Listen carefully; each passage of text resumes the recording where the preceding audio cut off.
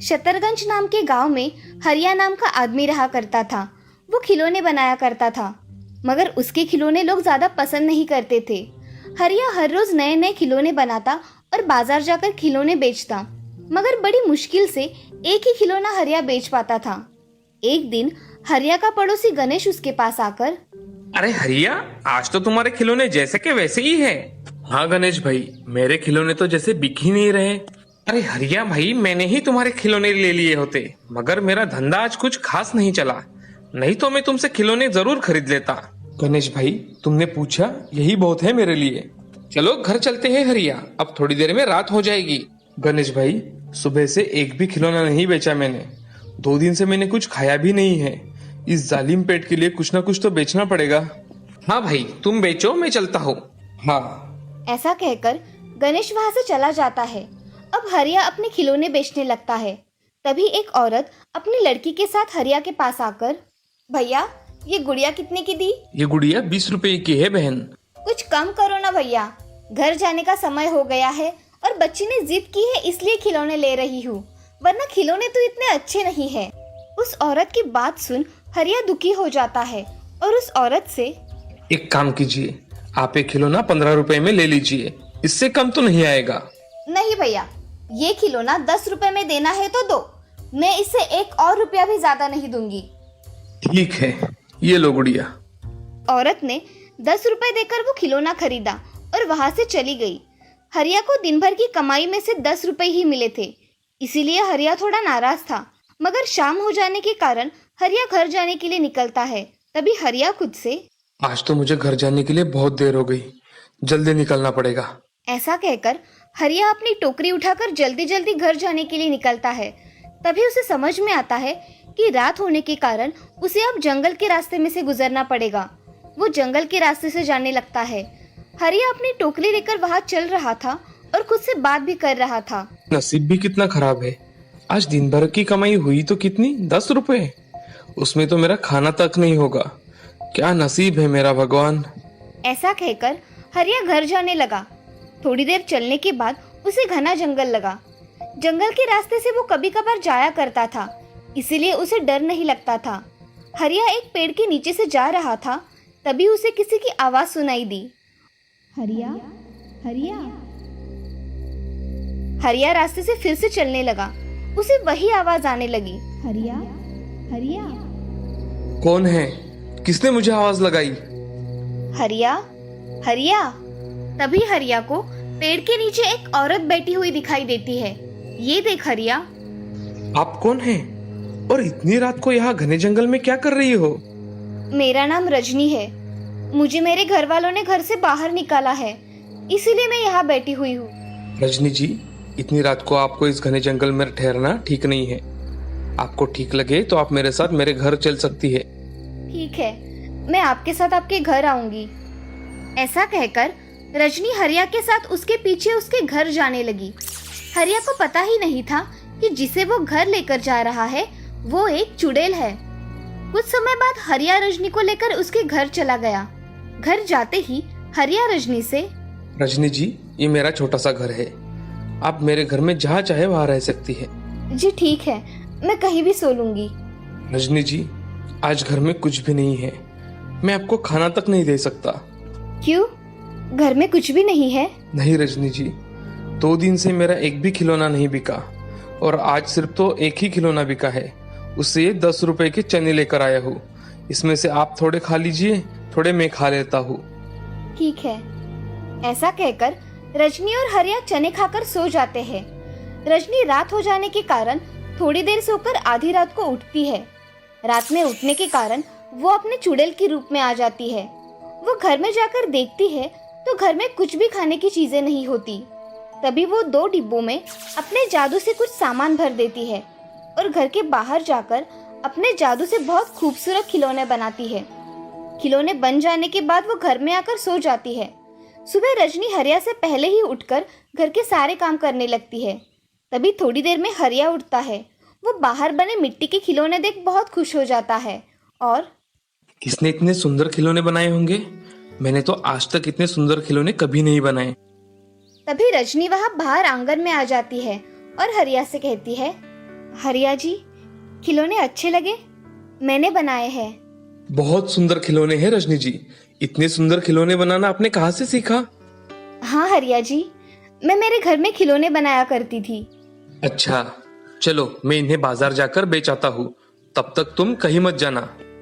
मैं यहीं रुकूंगी, आप चिंता मत कीजिए।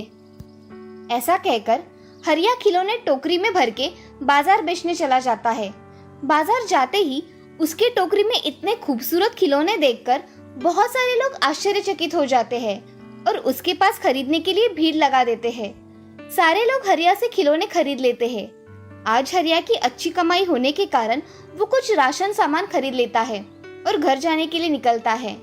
आज हरिया बहुत खुश था। उसके सारे खिलौने बिक गए थे। घर आते ही रजनी जी, मैंने कुछ राशन लाया है, ये ले लो। थोड़ा था घर में राशन, तो मैंने उससे खाना बना लिया। मगर घर में तो कुछ भी राशन नहीं था। आइए, मैं आपको दिखाती हूँ। ऐसा कहकर रजनी हरिया को डिब्बे में भरा राशन दिखाती है। वो देख हरिया आश्चर्यचकित हो जाता है। तभी रजनी हरिया से, आप हाथ मुंह धो लीजिए, मैं खाना लगा देती हूँ। हाँ, अभी आता हूँ। ऐसा कहकर हरिया जल्दी जल्दी हाथ पांव धोकर खाना खाने बैठ जाता है। अब हरिया और रजनी अच्छी तरह से खाना खा लेते हैं। हरिया को खुश देख रजनी भी खुश हो जाती है।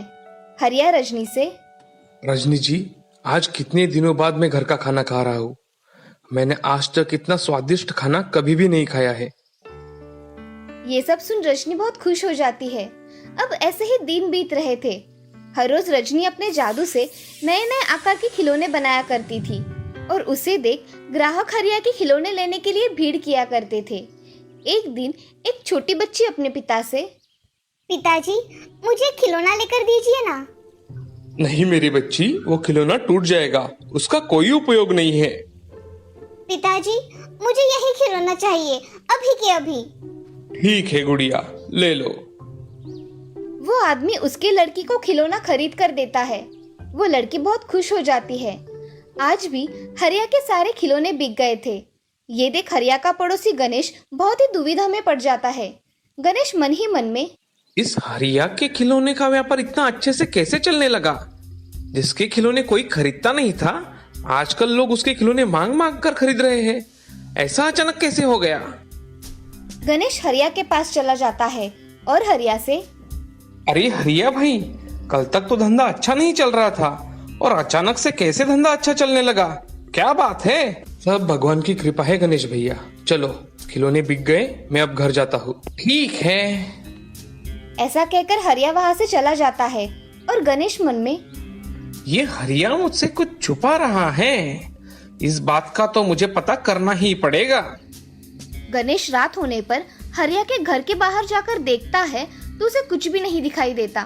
वो रात भर हरिया के घर के बाहर पहरा देता है।